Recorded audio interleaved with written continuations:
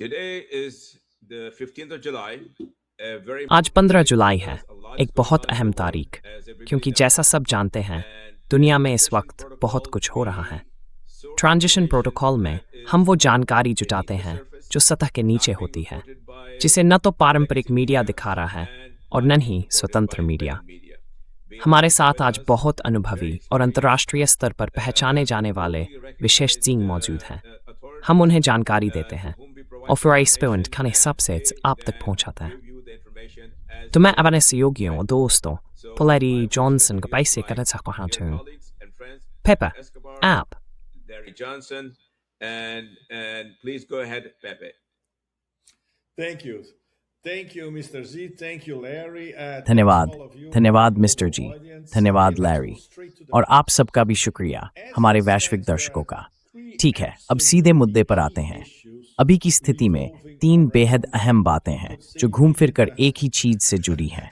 कह total सकते हैं death of शायद उस the पहले से ही बेहोश पड़े एमओयू MOU कैट की पूरी तरह मौत से, unless जब तक वो the किसी United अमेरिकी States थ्रिलर की तरह let अचानक the जिंदा नहीं हो South जाता, American जो gore सैद्धांतिक रूप से हो thriller. सकता है।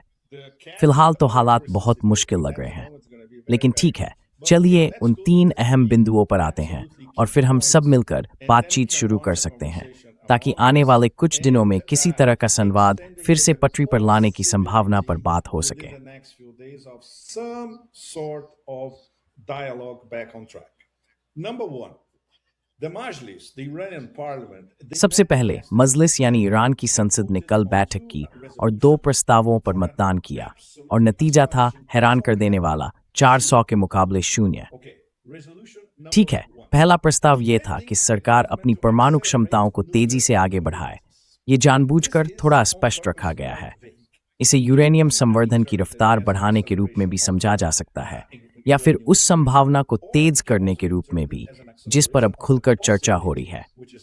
नेता मुस्तफा खामेनी और सुप्रीम नेशनल सिक्योरिटी काउंसिल के बीच कि शायद ईरान अपनी जमीन पर एक परमाणु परीक्षण शुरू करे।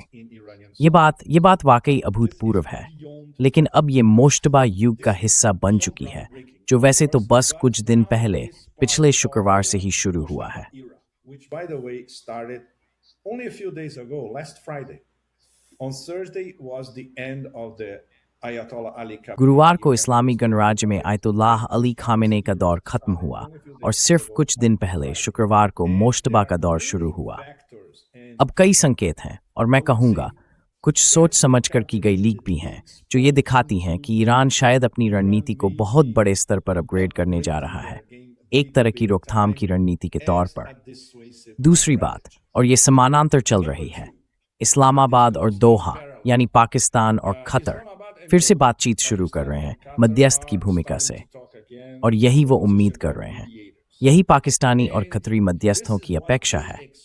तो हम इसे सतही तौर पर नहीं ले सकते और नहीं ये मान सकते हैं कि ये सब वाकई होने जा रहा है। Face value, much less as this is going to happen.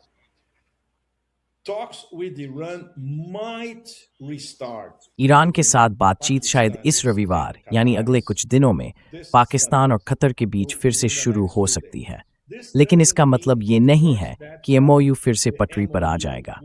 नहीं, इसका मतलब ये है कि इस्लामाबाद और दोहा ईरान को दोबारा बातचीत की मेज पर लाने की कोशिश करेंगे, और हमें अब तक ये नहीं पता कि कहें तो उन्हें ईरान को मनाने के लिए किस तरह के, मैं कहूं तो, अंतरिक्षीय तर्क देने पड़ेंगे ताकि ईरान को यकीन हो जाए कि इस बार अमेरिकियों को सीमित रखा जाएगा। और तीसरा मुद्दा वो है जो पिछले कुछ हफ्तों से, बल्कि पिछले 2 महीनों से लगातार विकसित हो रहा है। यह है बेहद अजीब, कम से कम इतना तो कहना ही पड़ेगा, और मैं यहाँ बहुत कूटनीतिक बनने की कोशिश कर रहा हूँ, डोनाल्ड ट्रंप और फील्ड मार्शल आसिम मुनीर के बीच का रिश्ता। और हाँ, तीसरा बिंदु फिर से वही है, अगर मैं एक बार फिर कूटनीतिक भाषा में कहूँ तो अमेरिका के राष्ट्रपति और फील्ड मार्शल आसिम मुनीर के बीच का काफी अजीब रिश्ता। Between the President of the United States and Field Marshal Asim Munir. Trump continues to call Field Marshal. Trump लगातार फील्ड मार्शल आसिम मुनीर को सीधे फोन करते रहते हैं। जाहिर है, उनके बीच ऐसा रिश्ता है कि दोनों में से कोई भी फोन उठाकर दूसरे को कॉल कर सकता है और तुरंत जवाब मिल जाता है। ट्रंप के मामले में ऐसा आम तौर पर नहीं होता। तो जो कुछ गिने चुने विदेशी नेता हैं जो इस स्तर पर ट्रंप से सीधे बात कर सकते हैं, उनमें आसिम मुनीर एक हैं। लेकिन इस बार ट्रंप खुद फील्ड मार्शल को एक तरह से कहें तो हताशा की स्थिति में फोन कर रहे हैं। वो कोशिश कर रहे हैं असर डालने की, या फिर सीधे तौर पर मुनीर को ये सुझाव देने की कि क्या कोई रास्ता निकाला जा सकता है, कोई एफ रैंप मिल सकता है, क्योंकि खुद ट्रंप ने ही उस एमओयू को उड़ा दिया था 14 में से कम 9 या 10 बिंदुओं पर। तो अब सवाल यह है कि क्या बातचीत फिर से शुरू हो सकती है, लेकिन इस तरह कि ट्रंप को ये व्यक्तिगत अपमान जैसा महसूस न हो।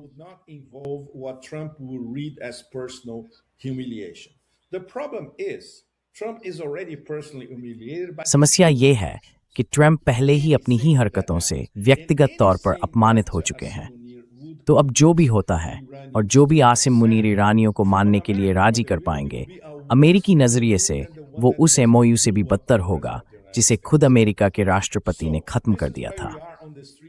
तो यही स्थिति है इन 3 मुख्य बिंदुओं पर। अब दूसरा मुद्दा है, और फिर मैं सीधे लैरी को बोलने दूंगा, क्योंकि लैरी के पास इस पर विस्तार से जानकारी है। पिछले 2 दिनों में अमेरिकी बमबारी पर ईरान की प्रतिक्रिया वो बेहद विनाशकारी रही है, और उसका कुछ हिस्सा अब इंटरनेट पर सामने आने लगा है। आने वाले कुछ दिनों में पश्चिम एशिया में इन अमेरिकी ठिकानों पर हुई तबाही की असली तस्वीर सबके सामने और साफ हो जाएगी। तो इसी के साथ लैरी, अब आप बताइए। धन्यवाद।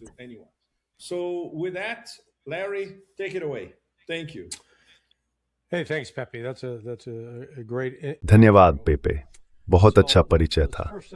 तो सबसे पहले ये बात साफ कर लें कि अमेरिका फिर से युद्ध की तैयारी की स्थिति में है।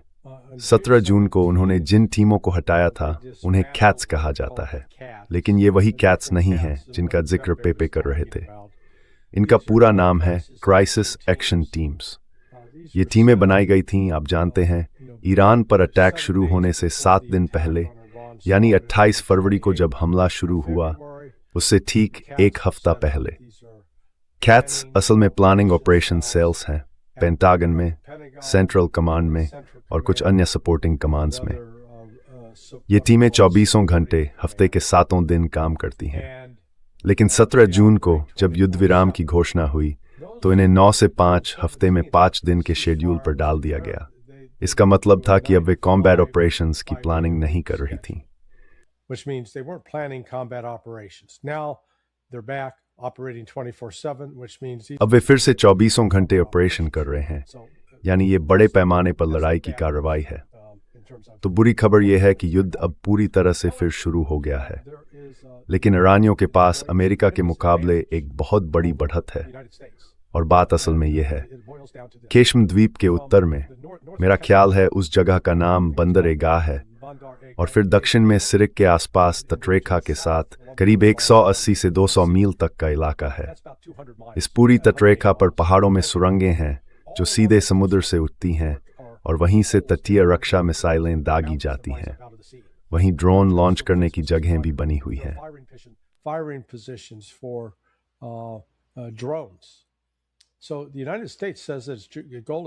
अमेरिका कहता है कि उसका मकसद ईरान की उस क्षमता को कमजोर करना है जिससे वो खाड़ी में जहाज़ों पर हमला कर सके।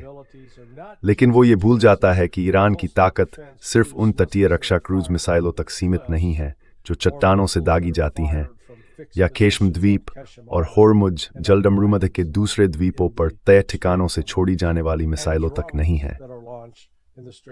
वहाँ ड्रोन भी हैं जो हवा में उड़ते हैं, और पानी के नीचे चलने वाले ड्रोन भी हैं। कई पनडुब्बियां हैं जो टॉर्पीडो दाग सकती हैं।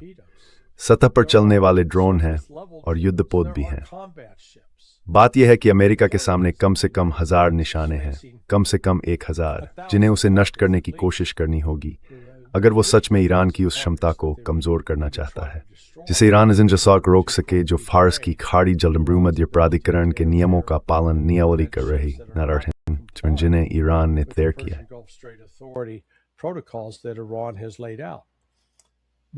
what the United States runs up against. लेकिन जिस मुश्किल का सामना अमेरिका कर रहा है वो ये है कि उसके पास न तो इतनी हवाई ताकत है और न ही इतने मिसाइल हैं कि वो उस मिशन को संभाल सके। असल में उन्हें लगता है कि अगर वे ड्रोन लॉन्चर के एक सेट को नष्ट कर दें तो ईरान 24 से 48 घंटे के भीतर एक नया सेट तैयार कर लेता है। यानी ये कुछ वैसा ही है जैसे सिसिस का काम, जो बार बार पत्थर को पहाड़ी पर चढ़ाने की कोशिश करता है। सोचता है कि अब शिखर पहुंच गया और फिर पत्थर नीचे लुढ़क जाता है। दूसरी तरफ ईरान के सामने पूरी तरह अलग सामरिक और रणनीतिक स्थिति है जो उसके पक्ष में है और अमेरिका के नुकसान में।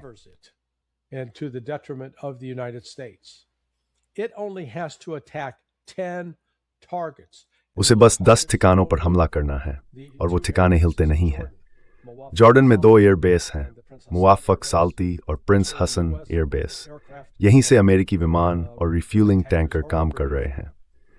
ईरान को बस इतना करना है कि वो इन ठिकानों पर बार बार दिन दर दिन क्लस्टर बम, बैलिस्टिक मिसाइलें और ड्रोन से हमला करे। एक समय के बाद ये बेस रहने लायक नहीं रहेंगे और फिर अमेरिका की ईरान पर हमला जारी रखने की क्षमता खत्म हो जाएगी। इसी तरह कतर में अल उदीद एयरफील्ड, बहरीन में ईसा एयरबेस, कुवैत में अली अल सालेम एयरबेस, संयुक्त अरब अमीरात में अल धाफरा एयरबेस और दुकम जो अमेरिकी एयर के लिए एक लॉजिस्टिक रीसप्लाई सेंटर है।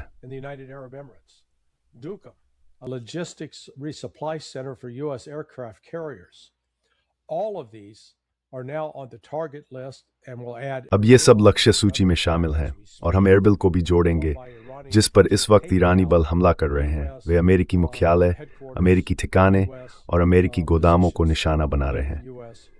तो इस लड़ाई में ईरान के पास निर्णायक बढ़त है और किसी न किसी बिंदु पर वो अमेरिका को मजबूर करेगा।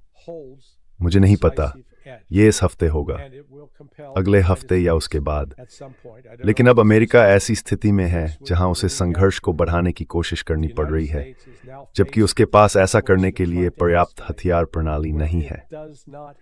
टॉमहॉक मिसाइल, जैसम मिसाइल, इनकी भारी कमी है। शुरुआती कुछ दिनों में रिपोर्ट आई थी कि हाइमार्स का इस्तेमाल रॉकेट या मिसाइल दागने के लिए किया जा रहा है। हाइमार्स से सिर्फ 3 तरह की मिसाइलें दागी जा सकती हैं। There are only 3 types of missiles that the HIMARS can launch. One is called a ground launch multiple. एक सिस्टम होता है जिसे ground launched multiple rocket system कहा जाता है। उसकी रेंज करीब 50 मील तक ही होती है, तो उसका इस्तेमाल नहीं किया जा सकता। अगर उसे बहरीन या कुवैत से दागें तो वो ईरान की सीमा तक पहुंच ही नहीं पाएगा। अब बचता है एटैकम्स। एटैकम्स सुनने में अच्छा लगता है, लेकिन अगर उसे बहरीन से दागें तो बहरीन से बंदर अब्बास तक की दूरी बस मुश्किल से बंदर अब्बास तक पहुंचती है। यानी इसकी रेंज भी सीमित है और इसकी संख्या भी बहुत कम है। अब हमारे पास बचता है प्रिसीजन स्ट्राइक म्यूनिशन, वो नया मिसाइल जो एटैकम्स की जगह लेने वाला है। और सोचिए, वित्त वर्ष 2026 के लिए लॉकहीड मार्टिन ने कुल मिलाकर सिर्फ 56 मिसाइलें बनाई हैं। मैं दोबारा कहता हूं, यही वो मिसाइलें हैं जो ईरान पर दागी जा रही हैं। अगर वो रोज 7 मिसाइलें चलाएं तो एक हफ्ते में सब खत्म हो जाएंगी।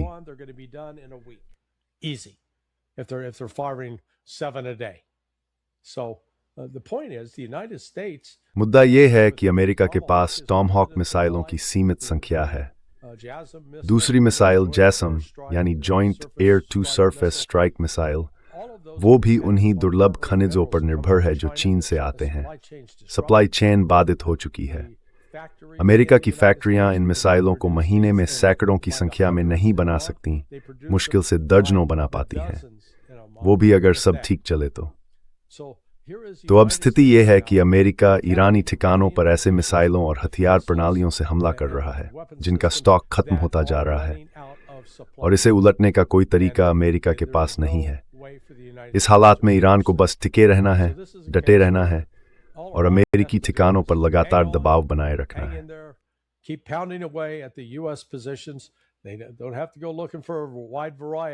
उन्हें किसी बड़ी विविधता की तलाश करने की जरूरत नहीं है, उन्हें बस 10 पर निशाना लगाना है। अगर वो दिन दर दिन लगातार 10 पर वार करते रहें तो एक वक्त ऐसा आएगा जब अमेरिका उस अभियान को जारी नहीं रख पाएगा और मजबूर होकर बातचीत की कोशिश करेगा ताकि उस समझौते को फिर से शुरू किया जा सके। लेकिन मेरा मानना है कि जिस स्थिति में हम हैं वो बात पेपे ने भी कही थी। ईरान के लोग अब तंग आ चुके हैं। खोम में जो नारे लगे, मशहद में जो नारे लगे वो थे इंतकाम इंतकाम, यानी बदला बदला। वो अब बातचीत नहीं चाहते, वो कोई समझौता नहीं चाहते। ईरान के लोग बदला चाहते हैं। वो चाहते हैं कि शहीदों के खून की कीमत चुकाए।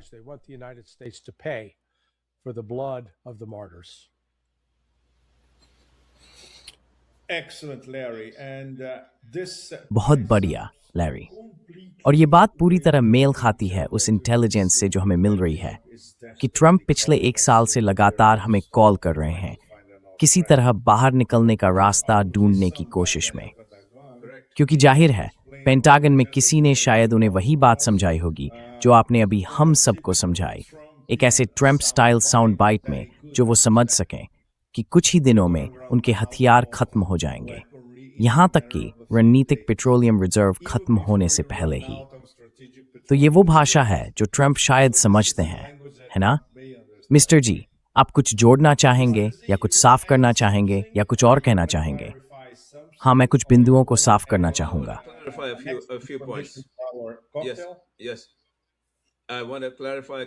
हाँ, मैं कुछ बातें साफ करना चाहता हूँ क्योंकि ये जानकारी हमें अभी अभी हमारे भरोसेमंद संपर्कों से मिली है। बताया गया है कि मजलिस कई महीनों बाद मिली। उन्होंने कल रात हमारे समय के हिसाब से बैठक की और 2 प्रस्ताव पारित किए। हमने इस बारे में शुरुआत में बात की थी। हाँ, लेकिन वोट 400 के मुकाबले 0 रहा।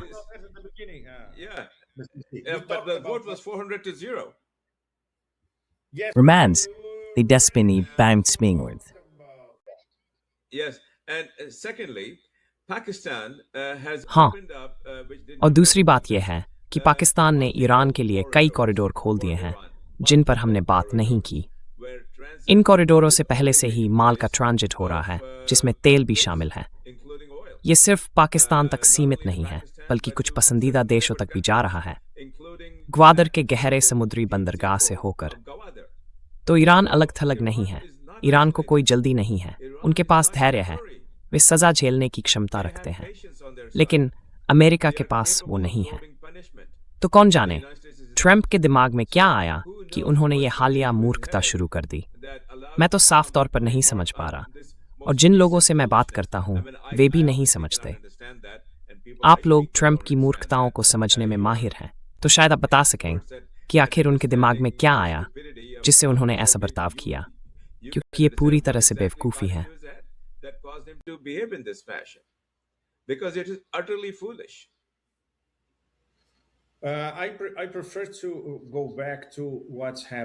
मैं वापस तेहरान की स्थिति पर आना चाहूंगा, जहां मोजतबा सत्ता में है और अपने नए दौर की शुरुआत को मजबूत कर रहे हैं। सच तो ये है कि एमओयू को लेकर उनकी शुरुआती समझ बिल्कुल सही थी, और ये बात उन्होंने कुछ दिन पहले ही कही थी जब उन्होंने एमओयू पर बातचीत करने का फैसला सौंपा था। उन्होंने ये फैसला सुप्रीम नेशनल सिक्योरिटी काउंसिल को दिया, बशर्ते उनके पास ठोस बहुमत हो। लेकिन अपने करीबी दायरे में उन्होंने साफ कहा कि ये उनकी प्राथमिकता नहीं है, यानी उन्हें कभी भरोसा नहीं था कि अमेरिका एमओयू को पूरा करेगा या अपनी प्रतिबद्धताओं का पालन करेगा। इस मायने में उनका रवैया बिल्कुल अपने पिता जैसा था। खामेनी ने बार बार सार्वजनिक रूप से और निजी तौर पर हमेशा यही कहा कि अमेरिकियों से बातचीत करना बिल्कुल असंभव है।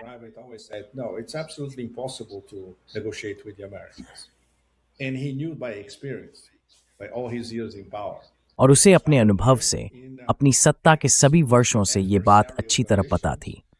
मोज़तबा ने बिल्कुल विपरीत हालात में सीखा था, जब ईरान युद्ध के बीच हमले झेल रहा था, जब उसके परिवार का एक हिस्सा अमेरिकी हमले में मारा गया था, और अब उसकी स्थिति सही साबित हुई है। तो जैसा लैरी ने अभी कहा, पिछले हफ्ते जो अविश्वसनीय दृश्य हमने देखे वो वाकई हैरान करने वाले थे। इस शिया क्षेत्र में तेहरान और खोम थे। खोम जो आध्यात्मिक राजधानी है, लेकिन साथ ही नजफ और करबला भी, जो इराक की 2 धार्मिक राजधानियां हैं, और आखिर में मशहद जो पूर्वी ईरान में एक और धार्मिक केंद्र है जहां आयतुल्लाह खामेनी को दफनाया गया। बदला, लेकिन इसे एक विचार के रूप में और शिया धर्मशास्त्र के संदर्भ में एक लंबी लड़ाई के रूप में भी देखा जा सकता है। And in terms of Shiite theology as a long struggle, and it can also be interpreted in pedestrian terms that और इसे आम भाषा में ऐसे भी समझा जा सकता है कि हाँ, हमने तुम्हें साफ तौर पर निशाना बना लिया है और उन लोगों के साथ कुछ होने वाला है जिन्होंने 28 फरवरी को हम पर हमला किया था। तो इसे कई अलग अलग तरीकों से समझा जा सकता है, लेकिन सबसे अहम बात यह है कि मोज़दबा के फैसले सड़कों की राय को ध्यान में रखते हैं और हम यहाँ 40 मिलियन लोगों की बात कर रहे हैं। ये आधुनिक इतिहास में या शायद सदियों में पहले कभी नहीं हुआ।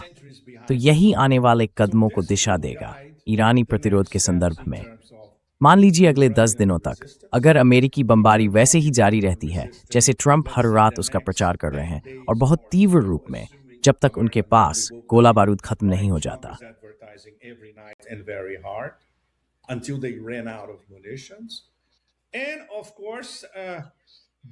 और जाहिर है इससे तेहरान, इस्लामाबाद, अंकारा और दोहा के बीच बनने वाली उस संभावित नई साझेदारी पर पूरा खतरा मंडरा रहा है, खासकर उस समझौता ज्ञापन के बचे हुए हिस्सों को फिर से बातचीत की मेज पर लाने के संदर्भ में। तो यही स्थिति है। हम एक बार फिर एक बेहद खतरनाक मोड़ पर खड़े हैं और निश्चित रूप से संयुक्त राज्य अमेरिका के राष्ट्रपति अपने ही कदमों से अपनी राजनीतिक स्थिति को कमजोर कर रहे हैं। उस समझौता ज्ञापन को नष्ट करने के बाद जिस पर उन्होंने खुद हस्ताक्षर किए थे और जिसे पूरा करने का वादा किया था, और साफ तौर पर उन्होंने शुरुआत से ही ईरानियों की बात नहीं सुनी। वादे दो तरफा होते हैं, अगर आप तोड़ते हैं तो हम भी तोड़ेंगे और फिर आपको उसके नतीजों के साथ जीना होगा।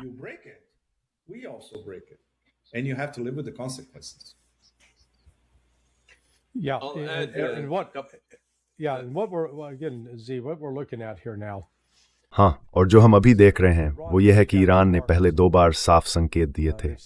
उन्होंने कहा था कि अगर अमेरिका ये हमले जारी रखता है तो वो बाब अल मंदब जलदमरूमज को बंद कर देंगे और परमाणु अप्रसार संधि से अपनी भागीदारी वापस ले लेंगे। पिछले कुछ दिनों में जो हुआ वो काफी दिलचस्प है।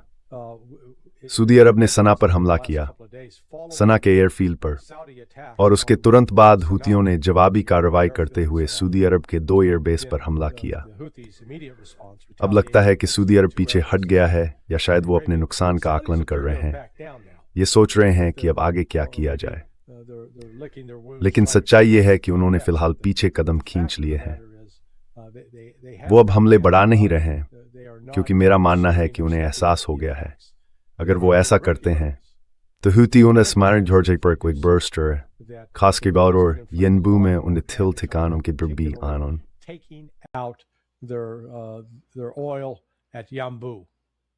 यानबू में पूर्व से पश्चिम जाने वाली पाइपलाइनों की बात हो रही है। हाँ, तो वो पूर्व पश्चिम पाइपलाइन बाधित हो जाएगी, ये तो तय है। अगर तेहरान में मजलिस ने एमओयू से बाहर निकलने के लिए वोट किया तो मुझे लगता है कि ये सबसे साफ संकेत होगा कि ईरान ने तय कर लिया है कि अली खामेनी का फतवा अब लागू नहीं है। यानी अब उन्हें लगता है कि भविष्य की सुरक्षा का एकमात्र भरोसेमंद रास्ता परमाणु हथियार हासिल करना है, ऐसा हथियार जो अमेरिका और इजराइल दोनों को रोक सके और उन्हें उसी स्थिति में ला दे जिसमें आज उत्तर कोरिया है। मुझे पता है कि ये बात पहले की खुफिया एजेंसियों के कई विश्लेषणों के खिलाफ जाती है, लेकिन मेरा मानना है कि हालात बदल चुके हैं, जैसा कि प्रोफेसर मरांदी ने भी हाल के हफ्तों में सड़कों पर लोगों से हुई अपनी बातचीत में कहा है।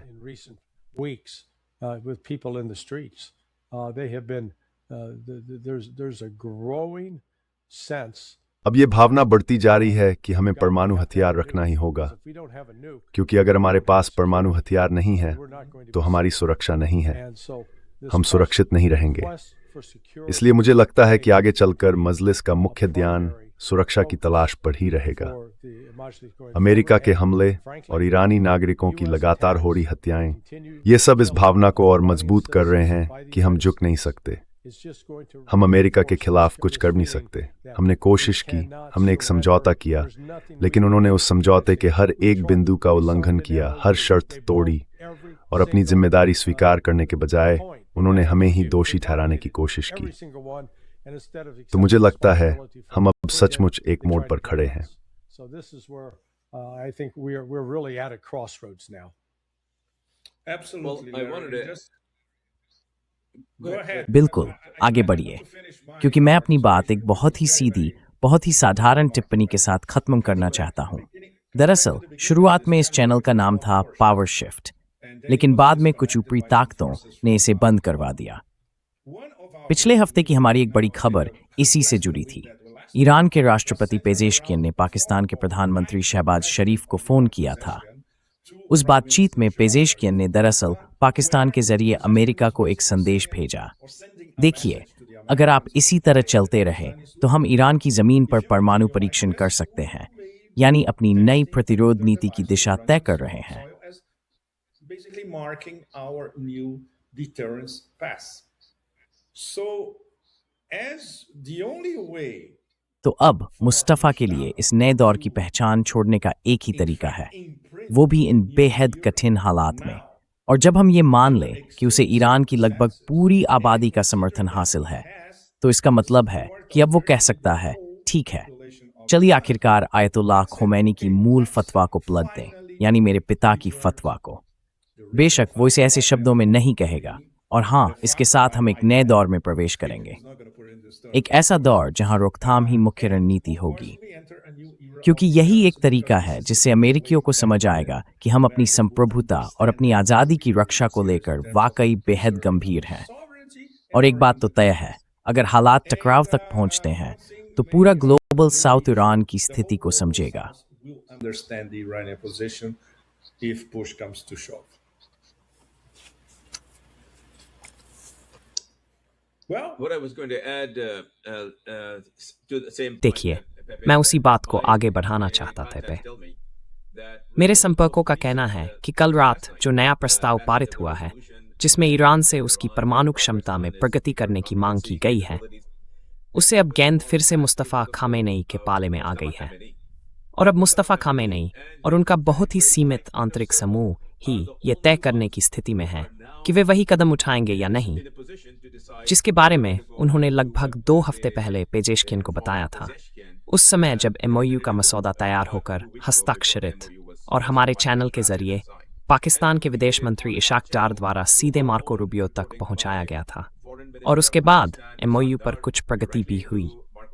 मुझे बताया गया है कि अगर ये स्थिति ऐसे ही बढ़ती रही, यानी अगर मौजूदा तनाव रविवार से आगे चला गया, जो कि एक तय तारीख है, तो पाकिस्तान और कतर अपने ईरानी समकक्षों से बहुत गहन बातचीत करने वाले हैं। वे अपने साथ वो सारी बातें भी ले जाएंगे जो आसिम मुनीर ने ट्रंप से निजी तौर पर सुनी हैं कि कृपया मुझे इस स्थिति से बाहर निकालो, और फिर देखा जाएगा कि ईरान सुनने को तैयार है या नहीं। इसका अंदाजा इसी रविवार यानी आने वाले वीकेंड पर लगाया जाएगा। They will gauge that on this coming Sunday, the weekend. So if this continues into the next week, अगर ये सिलसिला अगले हफ्ते तक चलता रहा, तो मेरे संपर्कों का मानना है कि मुस्तफ़ा उस बात को हरी झंडी देने के बहुत करीब होंगे जिसके बारे में हमने करीब 3 हफ्ते पहले रिपोर्ट किया था। और ऐसा हुआ तो हालात की पूरी दिशा बदल जाएगी। इससे इजराइल और अमेरिका की ईरान पर बार बार हमला करने की जो लगातार इच्छा रही है, वो हमेशा के लिए खत्म हो जाएगी। अब वो ऐसा नहीं चाहते। तो फिलहाल हम इसी मुकाम पर हैं। they don't want that anymore. So this is where we are at. absolutely. बिल्कुल लैरी, क्या तुम समापन खोजना चाहोगे? Wrap up. Yep. Well, I'll just say that we'll continue to watch what मैं बस इतना कहूंगा कि हम ईरान और अमेरिका के बीच रोज होने वाली गोलीबारी पर नजर बनाए रखेंगे, लेकिन ईरान अपनी जवाबी कार्रवाई की भूमिका में ही रहेगा। अगर अमेरिका उस पर हमला करता है तो वो पलटवार करेगा और ज्यादा ताकत से करेगा। हकीकत यह है कि अमेरिका के पास इन हमलों को झेलने की क्षमता ईरान के मुकाबले कम है। इसलिए अमेरिका ने एक गंभीर गलती की है जब उसने उस समझौता ज्ञापन को ठुकरा दिया और उस पर अमल नहीं किया।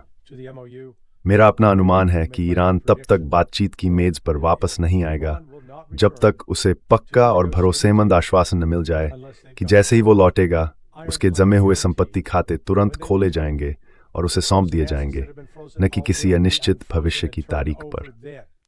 Not at some unspecified date in the future. that the sanctions will be lifted then.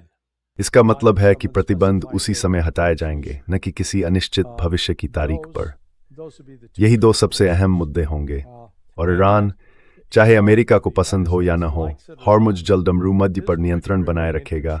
और अब मेरा मानना है वो उस शुल्क की वसूली शुरू करेगा जिसके लिए उसने 60 दिन इंतजार करने पर सहमति दी थी।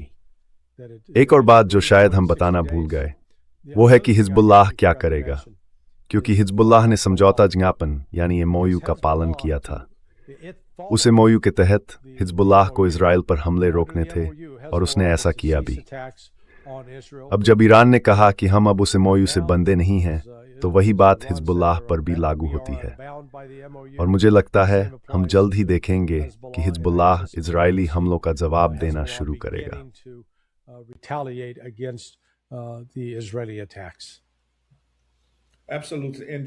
बिल्कुल। और जैसा मैं कहूंगा, इस अस्थिर हालात के ऊपर की चेरी तो अभी बाकी है। बॉब एलमैनबे वाला पत्ता तो अभी खेला ही चियोगा है। हाँ, हाँ, ये एक तरह का रिजर्व है। ईरान ने इसे बढ़ते तनाव की स्थिति के लिए तैयार रखा है और अमेरिका के पास इसका कोई हल नहीं है, बिल्कुल भी नहीं। तो मुझे नहीं पता आगे क्या होने वाला है।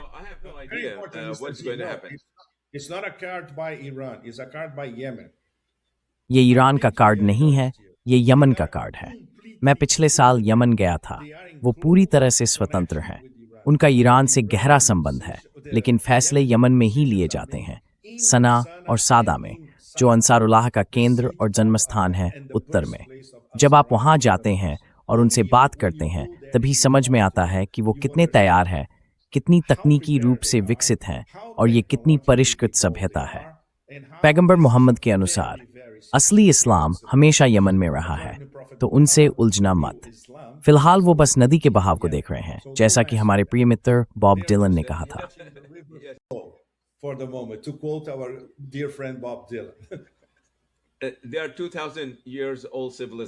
वो 2000 साल पुरानी सभ्यता है और इस देश में कोई ये सोचने की हिम्मत या कहें तो बेवकूफ़ी या अहंकार रखता है कि उन्हें किसी टेलीग्राम चैनल पर चल रही बातचीत से मिटाया जा सकता है। मतलब हम कितने पिछड़े सोच के हैं, ये इससे साफ दिखता है। खैर, मुझे जो बताया गया है उसके मुताबिक वो ईरान के साथ बहुत मजबूती से जुड़े हुए हैं। वो ऐसा कुछ नहीं करेंगे जिससे ईरान के काम पर असर पड़े, बल्कि वो हर चीज़ में ईरान का साथ देंगे। यही मेरी समझ है और मुझे नहीं पता कि हेक्सेथ या ट्रम्प इस बात को समझते हैं या नहीं। तो आपका क्या मेरा मतलब है? इससे पहले कि हम इस बातचीत को वीकेंड के लिए समेटें और उम्मीद करें कि वीकेंड में कुछ और बुरा न हो, पेपे, आपका क्या अनुमान है कि ये मामला आखिर कैसे सुलझेगा?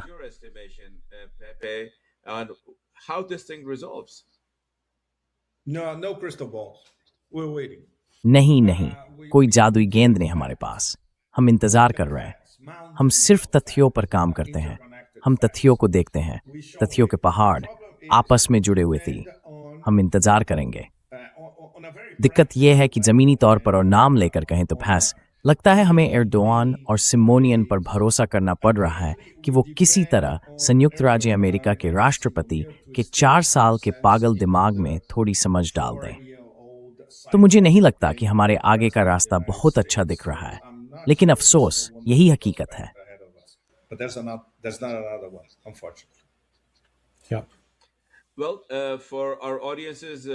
हमारे दुनिया भर के दर्शकों का बहुत बहुत धन्यवाद आपके समर्थन के लिए। हम आपको बताना चाहते हैं कि हमें अब तक जो प्रतिक्रिया मिली है उससे हम बेहद खुश हैं। हमारा एक सबस्टैक चैनल है जहां हम आपको वही सुरक्षा ब्रीफिंग्स पाने का एक पेड विकल्प देते हैं जिन पर हम यहां चर्चा करते हैं।